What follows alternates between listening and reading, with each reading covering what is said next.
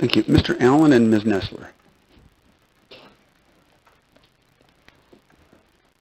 Thank you, Mayor. Mayor, you've implied there's no accountability with bloggers and they're not held to any standard like other media and that they lie. Ever heard that old saying about the pot calling the kettle black? I think it fits in this situation. Our organization is well established and connected to hundreds of breaking stories covered both locally and nationally through many news agencies. Yes, our work being reported by them. If you can prove what we've published is not true, then please do so and we'll correct it. Our work is connected to over 168 criminal indictments, both state and federal, the exposure of public officials, malfeasance that resulted in the departure of public service of over 370 officials since we started. Not a bad track record for a couple of bloggers. The last meeting I came to, I urged you and the council to investigate a matter regarding a police officer no longer in your employment. Based off your radio interviews, you were, let's just say, rather loose with your allegations and downplayed the matter of the officer who was stripped of police powers, saying that he resigned. Nothing to see, nothing wrong. The city has a problem and we're going to expose it. It would do you well to get the facts from your own people and maybe even a copy of the FOIA so you can at least be honest with the media when you go on your next propaganda tirade. Nothing to see? August 16th, quote, all effective immediately, Officer Curtis Squires has submitted his resignation from the Bloomington Police Department. So if this was just a simple resignation, maybe you can inform the public about events prior to that resignation. August 8th, 8 days earlier, quote, effective immediately, Officer Squires is on administrative leave. He is not to access any of the secured areas of the police department and has no police powers.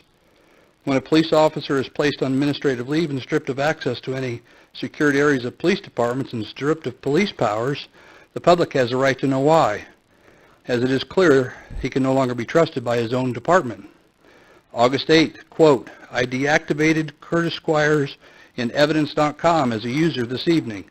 That was from respectfully Clayton, end quote. August 9th, his access to leads has been inactivated until further notice. That was from your communications manager. August 14th, Lori, please remove Officer Curtis Squires from your list of candidates for the sergeant exam. 2 days after that, he resigns. No, sir, this was not a simple resignation. I think you know that. I asked for all complaints on this matter. Interesting, one in particular was missing from that FOIA request.